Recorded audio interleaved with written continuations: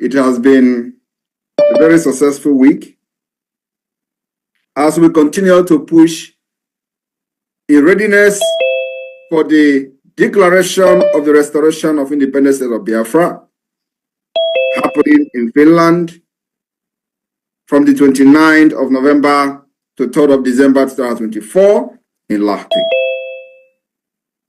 This is the first ever official fundraising for this particular event. This event is costing the government a huge amount of money. And so it becomes very imperative that this particular special fundraising is being conducted so that we will not have any reason to complain or to be stranded in the quest to see a very successful convention in Finland, just like we did last year. Last year convention, we did almost the same thing, though the fundraising was internal fundraising, was not in the public. But this time around, because of the magnitude of this event, it becomes very imperative that we throw the fundraising to the public for entire Biafrans to support whichever little way you can. My fellow Biafrans, I don't want to give speech. I just wanted to come and join the fundraising today for the declaration of the restoration of independence of Biafra. But at the same time, I want to use this opportunity to send a very brief message to the Biafra people. I want you to understand that the roadmap to Biafra independence is very, very clear. We are not hiding anything.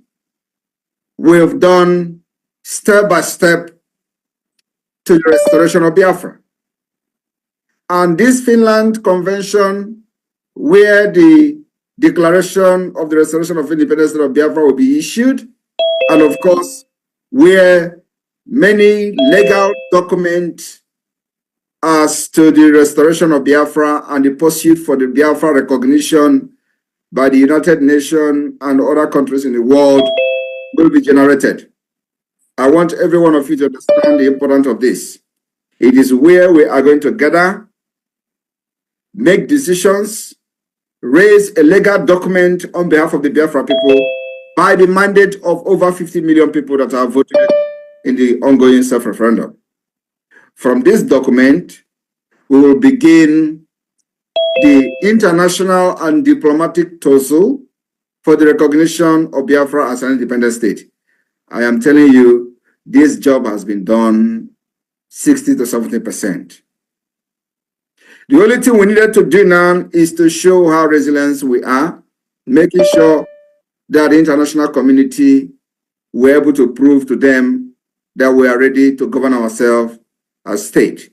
And so far, so good. Biafra people have demonstrated their readiness to exit Nigeria.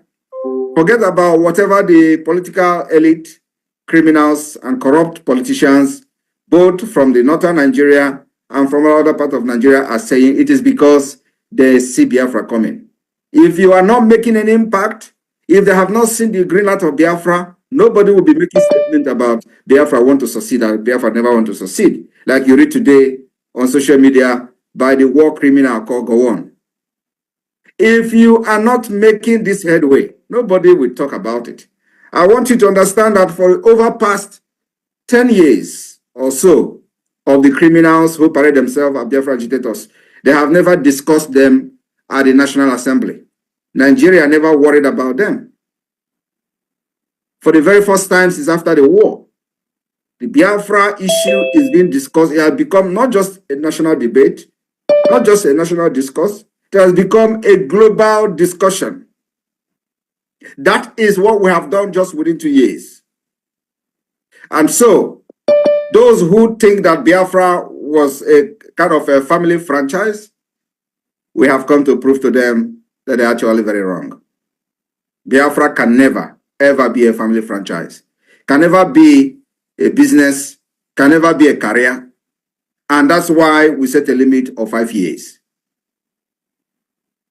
From 2019 to 2024, that's exact time that Biafra needed to be declared. And today we have been able to raise army to defend our land. We are engaging the terrorist state in Bakassi Peninsula. We are engaging the terrorist state in almost the 40 states of Biafra, many of them in low key. But in the hinterland of Biafra is where this particular defense and engagement is being defined. In the coming weeks, the resistance will spread across the coastal line of Biafra. And believe me, all this involves money.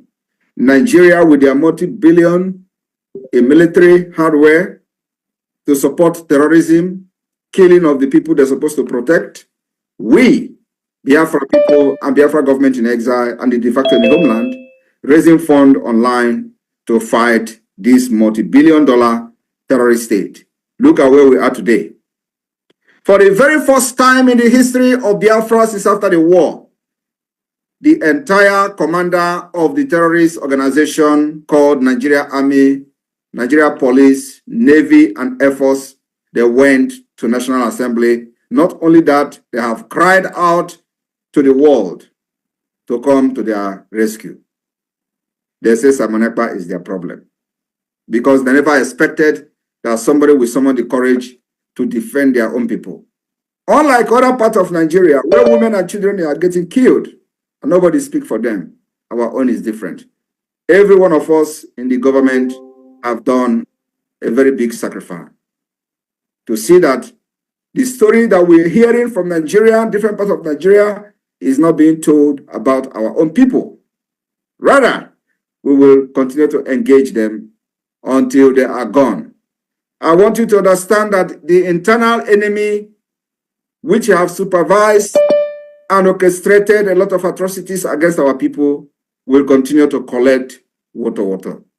It is a must and something that must be done to make sure that our women, not just our women, but also those men that volunteer their life to fight in defense of our land, will not be sabotaged and killed like chicken.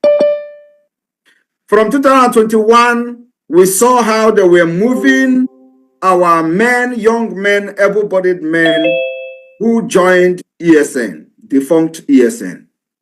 What did they do?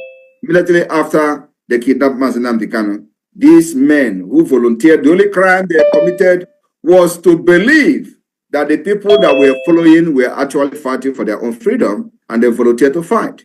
And then when there was a disagreement on who was doing it right, and they decided to listen to Simon Ekpa broadcast, order was given by these criminals who turned IPOB into occult, because if you don't know, that's what they wanted to do, into occult, and at the same time, they want to use it for political pressure group to be fighting for the political elite. Everything they have accused many of us today is what they do. They are accused of kidnapping, they do kidnapping. They accuse us of killing, they do killing.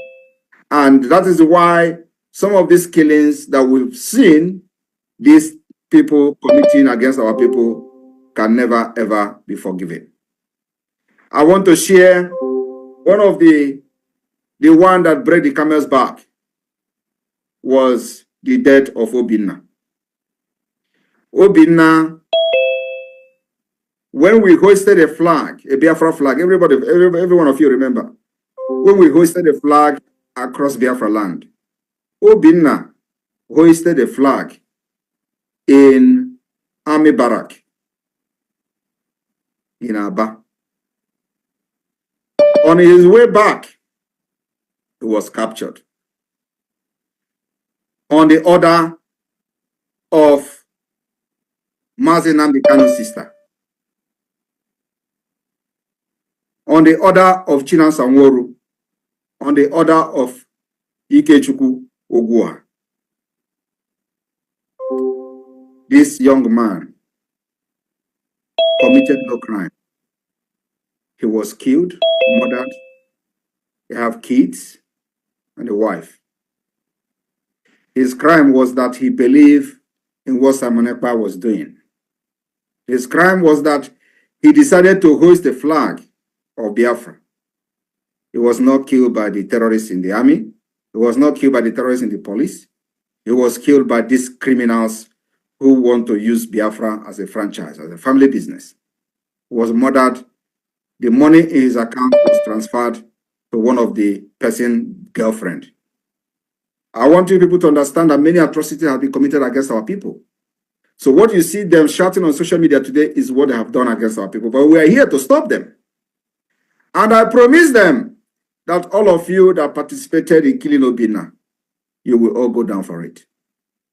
And you know, when they thought we've forgotten, that's when we strike. And this is the beginning. I want you to understand that the self-defense, sensitization of our people, and sanitizing our land is a must. Is a must. They preach that if you kill a Biafran, Biafra will never come. That's why the land of Biafra have deserted and departed from them. Because they have committed these atrocities and they continue to lay this curse on themselves. That anybody who shed the blood of a Biafran will never, then Biafra will never come. That is from them. We don't share the blood of innocent Biafrans. We fight the enemies with guns who come to kill our women. That's why the Biafra Liberation Army was raised to do. And at the same time, making sure that those inside enemies who have been used to point fingers on our people and participate in one way or the other will be dealt with decisively. When this atrocity was being committed, they said, anybody that talk about Simon Ekpa in any camp, kill him.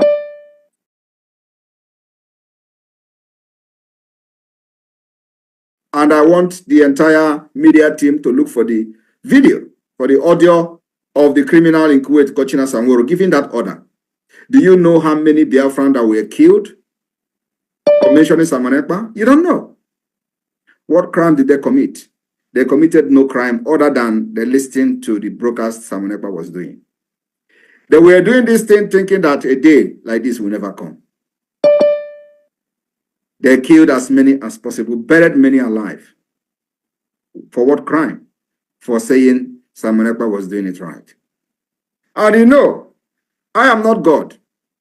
I don't avenge death of people. But one thing I promise to those who have committed this crime is that they will never live to tell the story. I swear to God. The second time I am swearing to God in the Biafra struggle. One was the killing that happened in Enugu yesterday by Peter Mba, or 2 days ago by Peter Mba, where innocent Biafra was killed. My attention was called to the killing of that boy. This is the second time. I am saying that those who killed those who did not commit any crime, even if they committed any crime, you are not caught. You are not caught. You don't have any right to take anybody's life. Biafra have not become an independent state yet, so we have a judicial system working. So you do not have the right to kill anybody. But those who have come in the name of Nigeria terrorist state to kill our people in the course of defending our women and children, you can take anybody who come to kill our people. That is completely normal and approved by any court in the world, any law in the world, because it is called self-defense.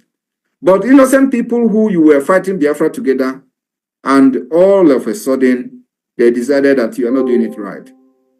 That somebody is doing it right, and they decided to take their life. You will never, ever live to tell the story. I am not Mazi Nnamdi Kanu. I have said it several times. I am Simon Ekpa. And under my leadership, I will lead to protect those who believe in me. I will live to make sure that you do not kill anybody who believes in what I'm doing, and live to tell the story. That is the promise I'm giving to the enemy, both from the Nigeria and from anybody. Anyone who is following the Biafra government, you can't kill the person like you have killed in the past and live to tell the story. It does not matter how many years it will take us to get you. We will get you, and you will pay for the killing of our people. This is my word this evening. I want to also make it very clear that, look, some people are sharing video of sit at home on the 21st and 22nd. There is no sit at home on the 20, there is no sit at home on that days that was mentioned in the video. Every Monday, sit at home remain the same. We have not changed from that. Tomorrow, Monday, is sit at home. After that, that is sit at home. You wait for the announcement on our sit at home. We are very, very, very busy cooking for the enemy, which is the Nigeria state. And so, at the same time, we'll be distracting them with our activities on social media. Many of you forgot that in those days I used to dance. They didn't know, they didn't see today coming. If they saw today coming, they would, take me seriously even with the dance I was dancing. So today, I'm not dancing anymore like that. I'm doing something different. I'm making sure that those who think they can, use propaganda to convince or distract what we are doing, we will engage them. This meeting is being recorded. Whether you are a woman or man, I will engage you. And once you come, I will remove my suit, I will remove my tie and wear my t-shirt and come to your level and deal with you. When it comes to this Biafra, don't regard me as a prime minister. Prime minister is only when you have a state recognized by the United Nations and you want to behave like a politician and be politically correct. I am not that particular politically correct. I am not politically correctness prime minister. I'm a prime minister that is fighting for freedom and we are in liberation phase. So do not look at me with my suit and want me to be, I am not a normal human being until Biafra is recognized. Then we will begin to go into international stage and behave ourselves as people that are civilized. For now, I will be just like you to make sure I defeat you and save my people. May God bless every one of you. I declare this fundraising open. That one. See you in Finland. See you all in Finland where it will happen. May God bless you.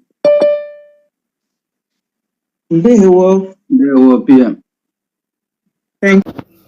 All right, wonderful people, welcome back. Tuesday sit at home. Simon Ekpa disowns giving order.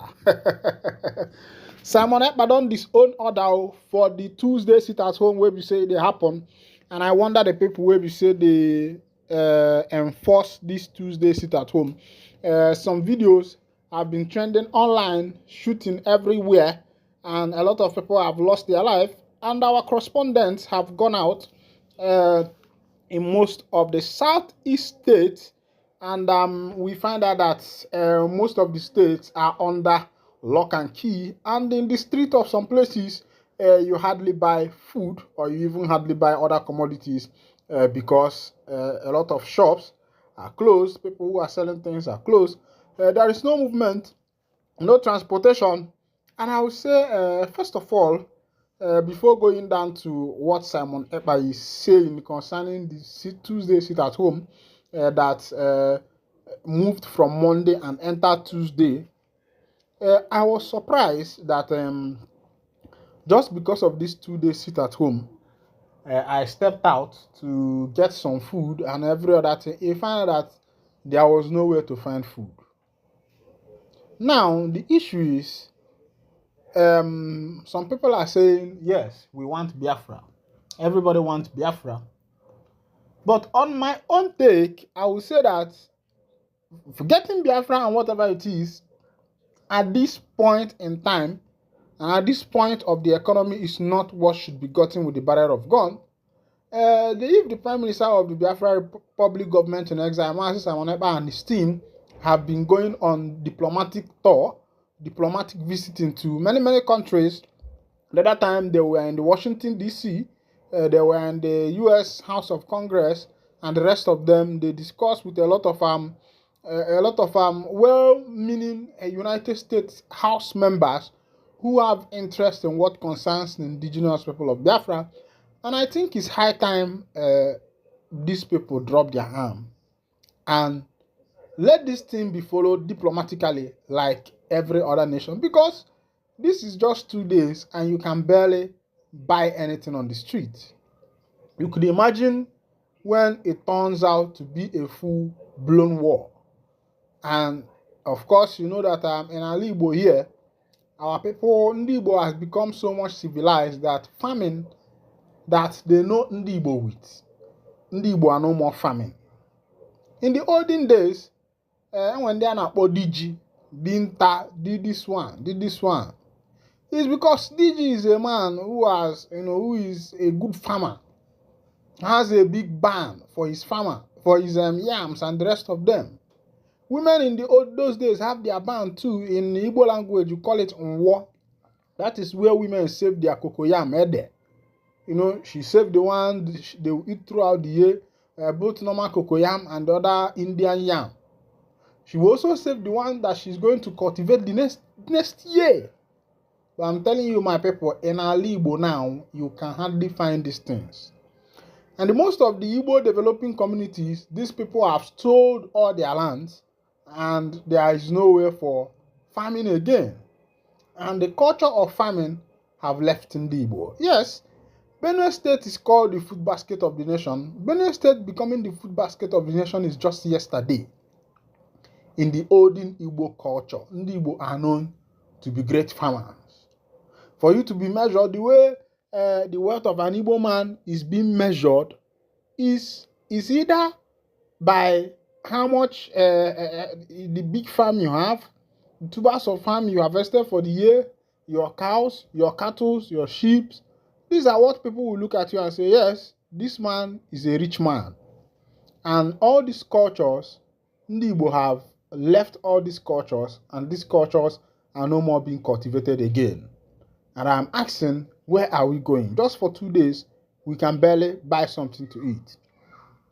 Granite, mineral, cocoyam, yam, everything is being imported into Igbo land. It's either they bring it from the north, from the south, or somewhere else. Ndị Igbo nwere ajụ, or gịnị na-emenụ. Meanwhile, let's go down to the information of what Master Simon Ekpa is saying today on today's sit at home. The Prime Minister of the Biafra Republic government in exile has clarified that there is no sit at home on Tuesday, 22nd October 2024 in the Southeast. Daily Post reports that a voice note from an unknown person had ordered the people of Southeast to stay at home on Monday and Tuesday, October 20 and 21st, 2024. Development has grounded activities in the zone today.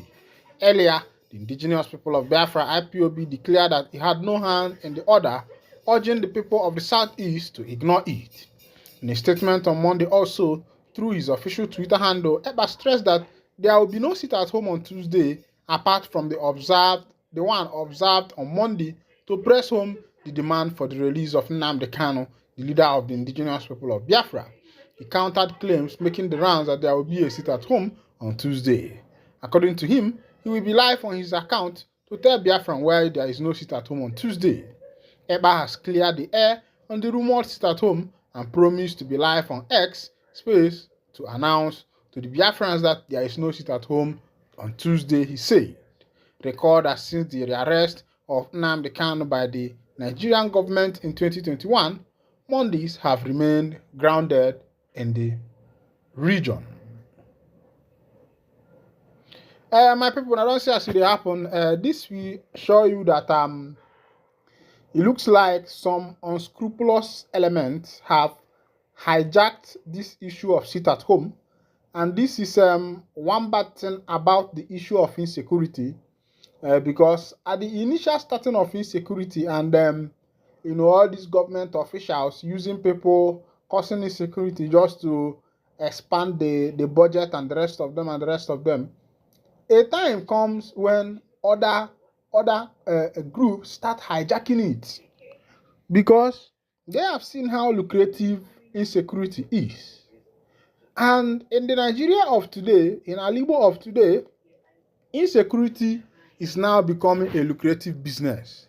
Because number one, the government makes allocation for the procurement of weapons, both for the state and for the federal at large. And of course, you know that there are people who are benefiting from this. Even people who are selling the arm are benefiting. The people who are taking the money to go and buy the arm are benefiting, because from there they will also chocolate. But Master Simon Ekpa has cleared the air that there is nothing like sit at home on Tuesday. But sit at home is currently going on, because as it be, a lot of things are happening. There is fire on the mountain everywhere. The Director of State and the Global Family of the Indigenous People of Biafra announced with a heavy heart the unfortunate assassination of the IPOB Biafra Land National Coordinator Mazi Ikechukwu Ugwuaya. Mazi Ugwuaya was assassinated by the soulless recruited agents around his residence on the 18th October 2024 in Aba, Abia State. A statement made available to newsmen by Comrade Ima Powerful Media and Publicity Secretary of the Indigenous People of Biafra.